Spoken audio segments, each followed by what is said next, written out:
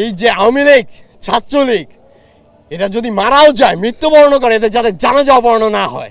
আমার বাবা ওই পাঞ্জাবিটা পরে আমার থেকে বলছে যে আমি তখন আন্দোলনে বের হবো। আমার বাবা বলছে যে বাবা যেখানে যাও সাবধানে দেখো। ফ্যাসিস্ট সরকারের বিরুদ্ধে যখন সবাই রুখে দাঁড়াচ্ছিল তখন তাদেরকে কিভাবে গণহত্যা চালানো হয়েছে, ঠিক তখনই আমার বাবা 18 জুলাই এশার নামাজের পরে যখন মসজিদ থেকে বের হন, এলাকার সবাই আমার বাবাকে দেখেছিলেন। সবাই বলতেছিলেন যে পুলিশ এবং ছাত্রলীগ সৈন্যরা ঘিরে ধরে রেখেছিলেন যাতে আমার বাবা কোনোভাবে বের হতে না পারে। তিনি সচরাচর প্রতিবারই পাঞ্জাবি পায়জামা পরে বের হয়েছিলেন। তো তাদের মতে ছিল যে আমার বাবা হয়তো বা জামাতের কোনো বড় কোনো লিডার বা বড় কোনো পর্যায়ে আছেন, হয়তো আমার বাবা এর সাথে জড়িত। একটা জিনিসই বলার থাকবে যে মুসলিম কান্ট্রিতে যদি নামাজ পড়া যদি আপনার দোষ হয়ে থাকে, মসজিদ থেকে বের হনো যদি তাদেরকে জামাত শিবির বলা হয়, তাহলে তো মসজিদ মাদ্রাসায় যারা আছেন তারাও তো সবাই জামাত শিবির, তাদেরকেও তো তাহলে গণহত্যা করা উচিত ছিল। পরবর্তীতে ইনভেস্টিগেশনে জানা যায় যে আমার বাবার লাশ নাকি দক্ষিণ কাজলার টোল প্লাজার সামনে নাকি ফেলে রাখা হয় রক্তাক্ত অবস্থায়। ওখান থেকে নাকি যাত্রাবাড়ি থানা নাকি তাদেরকে আমার বাবার লাশকে নাকি উদ্ধার করে শাহবাগ থানায় নাকি হস্তান্তর করে এবং শাহবাগ থানা নাকি শাহবাগ থেকে আপনার ঢাকা মেডিকেলে হস্তান্তর করে। আমি আমার বাবার লাশের জন্য আমি ঢাকা মেডিকেলে যাই। পুলিশ আমার সাথে অনবরত তর্ক বিতর্ক করে। এক পর্যায়ে একজন পুলিশ সে বলে যে আমাকে একটা পুলিশ পারমিশন নিয়ে আসতে ঢাকা মেডিকেলে ঢোকার জন্য। আমি বলি যে আচ্ছা ঠিক আছে, আপনি আমাকে পুলিশ পারমিশন এনে দিলে ঢুকতে দিবেন তো? তিনি বলেন যে হ্যাঁ, আমি তো আমাকে ঢুকতে দিব। আমি আমার থানায় আসি, আমার ওয়ারি থানায় এসে আমি অনেক কষ্ট করে তাদের কাছ থেকে একটি পুলিশ পারমিশন নিই। পুলিশ পারমিশন নিয়ে আমি যখন তাদের কাছে যাই, তুমি তোমার বাবার লাশ এমনিই পাবে। আমি বলি যে আমার বাবার লাশ আছে না কি আছে তা তো আমি জানি না, আপনি কিভাবে বললেন যে আমার বাবার লাশ আছে? তিনি বলতেছে যে এখানে যেহেতু তুমি আসছো, তুমি অবশ্যই তুমি ধারণা করে আসছো যে তোমার বাবার লাশ আছে। আমি বলছি যে অবশ্যই না, আমার বাবা তো এখানে ট্রিটমেন্ট অবস্থায়ও থাকতে পারে, গুলিবিদ্ধও তো হতে পারে, আপনি কিভাবে বলেন এই কথা? যখন তার সাথে তর্ক বিতর্ক চলতেছে, এক পর্যায়ে তিনি আমার গায়ে হাত তুলেন। আমার দুজন বন্ধুরা ছিল, তারা আমাকে যখন পিছনে ঠেলে নেয়, তারা আমাকে বলে যে পিছন থেকে নাকি দুইজন পুলিশ নাকি তাদের রাইফেল নাকি রিলোড করে নিছে আমাকে মারবে বলে। আমার এখনও কনফিডেন্স আছে যে আমি যদি ওই দিন যদি ঢুকতে পারতাম, আমি আমার বাবার লাশ পেতাম। অ্যাটলিস্ট আমি আমার বাবার নিজের লাশটা আমি নিজের হাত থেকে অ্যাটলিস্ট দাফন করতে পারতাম। আমার এখনও মনে আছে ওই পুলিশের সাব ইন্সপেক্টরের নামটা কামরুজ্জামান। আমার তার নামটা এখনও স্পষ্ট মনে আছে। যার সাথে আমার তর্ক বিতর্ক হয়েছিল, আর কোনো উপায় না পাই তখন আমি অনেক কষ্ট করে আমাদের ঢাকা বিশ্ববিদ্যালয়ের ফরহাদ ভাইয়ের সাথে আমি দেখা করি। ফরহাদ ভাইয়ার সাথে আমি পরিচালকের রুমে যাই যখন, তখন আমাকে পরিচালক বলে যে যেহেতু তোমার বাবা, আমি তোমাকে এখন বলে দেই, তবে তুমি এই কথাটা গোপন রাখবে, কিন্তু এখন যে সময় তার এই কথাটা গোপন রাখার মতো না।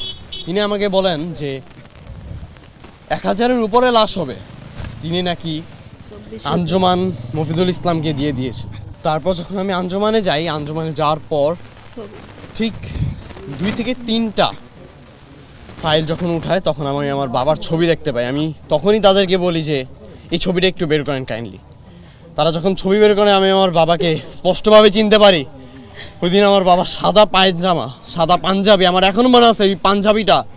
আমার বাবা আমার পাঞ্জাবি ধরে বলছিল যে তোমার পাঞ্জাবিটা তো অনেক সুন্দর, আমার কাছে ভালো লাগছে, আমি তোমার এই পাঞ্জাবিটা পরবো। আমি বলছি যে আচ্ছা আব্বু পরো, সমস্যা কি?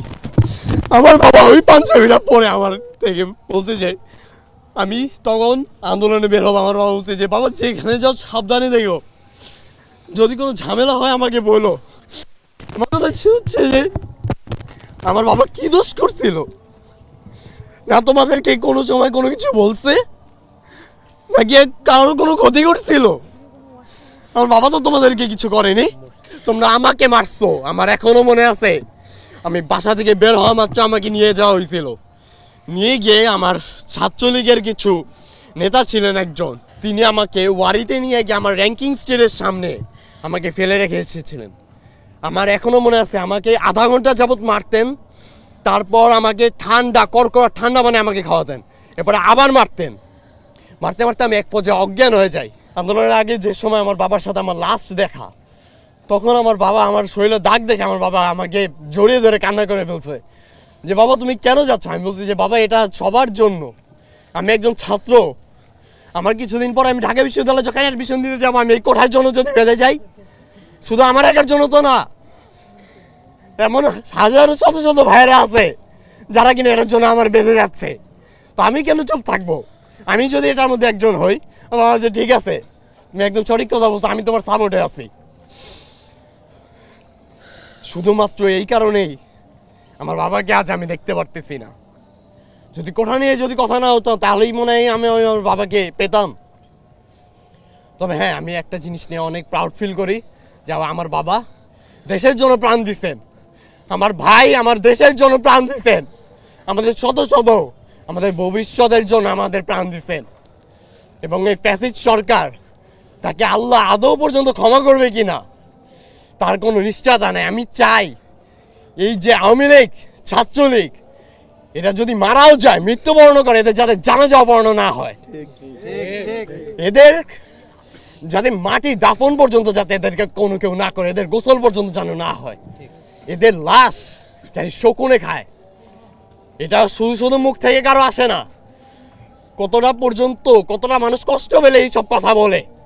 একটা মানুষকে কিভাবে নির্মমভাবে হত্যা করে তা আল্লাহ মাবুদি ভালো জানে, আর তারাই ভালো জানে। তারা তো পশুর থেকেও আমার কাছে অধম। এবং যারা ছাত্র সমন্বয়ক আছেন তাদের কাছে আমার একটাই দাবি থাকবে যে আমরা যারা শহীদ পরিবারের যারা লোকজন আছে, যারা শহীদ, আমাদের কাছে এখনো আমার কিছু ভাইয়েরা আছে তারা এখনো আহত আছেন, তাদেরকে খোঁজ নেওয়া। সরকারের কাছে আমার দাবি থাকবে তাদেরকে একটু খোঁজ নেওয়া।